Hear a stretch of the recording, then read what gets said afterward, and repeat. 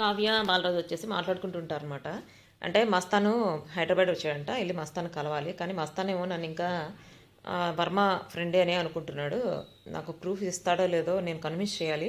నేను వర్మ నుంచి విడిపోయాను, ఇద్దరం ఇప్పుడు కలిసి ఉండట్లేదని చెప్పి ఎట్లన్నా కన్విన్స్ చేసి తన దగ్గర ఉన్న ప్రూఫ్ తీసుకురావాలి, తన దగ్గర ఉన్న వీడియో ఆడియో అవన్నీ తీసుకురావాలి అని చెప్పి అంటే, నువ్వు వెళ్ళి తీసుకురా, ఎట్లన్నా కన్విన్స్ చెయ్యి, చెప్పు అంటే నేను వెళ్తాను, కానీ నువ్వు చిన్ని మాత్రం జాగ్రత్త, నేను వచ్చేదాకా చాలా జాగ్రత్తగా ఉండాలంటే మీ ఇద్దరం జాగ్రత్తగానే ఉంటాను, నువ్వు ముందు వెళ్ళి అని చెప్పి వాళ్ళు మాట్లాడుకుంటుంటే పక్కన వర్మ ఉంటాడు అనమాట.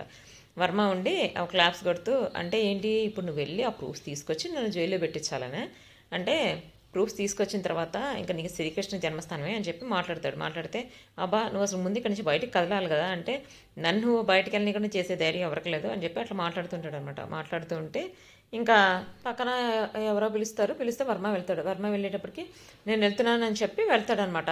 ఇంకా వెళ్ళిన తర్వాత ఇంకొక వైపు వచ్చేసి ఒక థింక్ చేస్తుంది. అంటే కావ్య వచ్చేసి ఎట్లా అయినా వర్మ నోటి నుంచే నిజం బయటికి రప్పించాలి అని చెప్పి కెమెరా ఆన్ చేస్తుంది. అంటే తన దగ్గర ఫోన్ ఉంటుంది కదా, ఫోన్కి కెమెరా ఉంటుంది కదా, ఫోన్ కెమెరా వచ్చేసి ఒక చోట పెడుతుంది అనమాట. అంటే ఒక ఫ్లవర్స్ పాట్ ఒకటి ఉంటుంది, ఆ కుండీలో పెట్టి ఒక పక్కకు పెట్టి మొత్తం షూట్ చేసి రికార్డ్ చేస్తుంది అనమాట.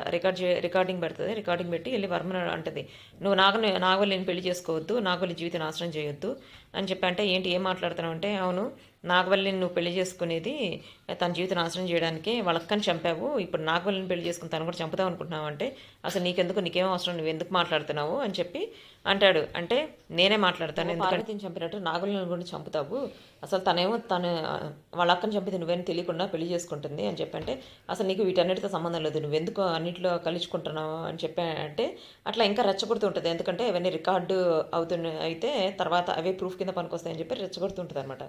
రెచ్చగొడుతుంటే ఇంకా రెచ్చిపోతాడు వర్మ. రెచ్చిపోయి అవును నేను పార్వతిని చంపాను, మీ అడ్డం వచ్చాడని చెప్పి మీ అన్నను కూడా నేనే చంపాను, అయితే ఏంటి ఇప్పుడు ఏం చేద్దాం అనుకుంటున్నావు, ఇవన్నీ ప్రూఫ్స్ తీసుకొచ్చి నన్ను జైలు పెడదాం అనుకుంటున్నావా, అంత సీన్ ఉందా, సరే చెయ్యి, ఏం చేస్తావు చెయ్యి, నీకు అంత లేదు, ఇప్పటికిప్పుడు నీ కూతురిని కూడా చంపేయగలను, ఆ బాలరాజుని ఎలాగో జైలుకి పంపిస్తున్నా, ఇంకా ఈ బెయిల్ క్యాన్సిల్ అయిందంటే బాలరాజు ఎలాగో జైలుకి వెళ్ళిపోతాడు, మీరే కాదు అడ్డం వస్తే నాగోళ్ళని కూడా చంపేస్తాను, నాకు అడ్డం వచ్చిన వాళ్ళు ఎవరికో బతకరు, సొంత పిల్లాన్ని చంపిన వాడిని ఇంకా నాగవల్లి ఒక లెక్క అని చెప్పి అట్లా ఇంకా మాట్లాడుతుంటాడు. అది మొత్తం రికార్డ్ అవుతుందన్నమాట. కానీ రికార్డ్ అవుతుందని చెప్పి తనకైతే తెలియదు.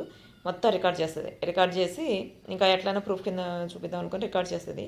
ఇంకా తర్వాత వచ్చేసి వర్మ వచ్చేసి ఆలోచిస్తుంటాడు, అసలు ఏంటి వీళ్ళు ఇంత ధైర్యంగా ఉన్నారు అంటే నిజంగా ఏదైనా ప్రూఫ్స్ దొరికినాయా, అసలు ఎట్లా కనుక్కోవాలని చెప్పి ఒకళ్ళకి ఫోన్ చేస్తాడు అనమాట. ఫోన్ చేసి వాళ్ళని ఫాలో చేయమని చెప్తాడు. బాలరాజు కనిపించట్లేదు, బాలరాజు ఎక్కడికి వెళ్ళాడు చూడు, ఫాలో చేయని చెప్పి ఫోన్ చేసి చెప్తాడు. ఫోన్ చేసి చెప్తే సరే అని చెప్పి అంటారు. కానీ వీళ్ళకి ఏం ప్రూఫ్స్ దొరికినాయి అది మాత్రం తనకి ఇంకా